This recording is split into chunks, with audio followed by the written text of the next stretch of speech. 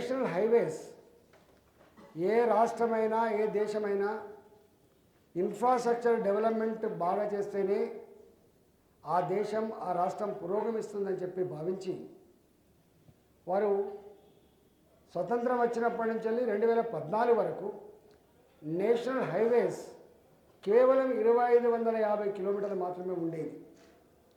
ఇవాళ 9 సంవత్సరాల కాలంలోనే నరేంద్ర మోడీ గారి నాయకత్వంలో ఎప్పుడో 4-5 ఏళ్ల క్రితం చెప్పిన మాట ఇది వారు.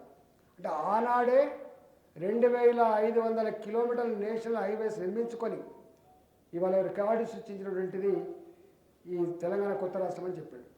అంటే ఆ నేషనల్ హైవేస్ అతి తక్కువ కాలంలో 2500 కిలోమీటర్లు శాంక్షన్ చేసి నిర్మాణం చేసిన చరిత్ర మోడీ గారు. అంతేకాదు మొట్టమొదటిసారిగా సింగిల్ రైల్వే లైన్ ఉంటే డబుల్ రైల్వే లైన్లు కానీ, మా కాజీపేట లాంటి ప్రాంతంలో డబుల్ రైల్వే లైన్ ఉంటే ట్రాఫిక్ పెరిగిందని చెప్పి 3 లైన్ రైల్వే రూట్ వేస్తూ ఉన్నారు. అంటే మూడు రైళ్ళు ఒకేసారి ప్రయాణం చేసే లైన్లు వేస్తూ ఉన్నారు. ఇవాళ ఏ రైల్వే స్టేషన్కి పోయినా కూడా మునుపట్లాగా దుర్గంధం ఉండదు. ఈగల ముసుడు, దోమల ముసుడు, మలమూత్రాల కంటికి కనపడేవారు. నరేంద్ర మోడీ గారు వచ్చిన తర్వాత ఏ రైల్వే స్టేషన్ పైన కూడా క్లీన్గా కూర్చోగలిగినటువంటి స్థాయి ఉన్నది.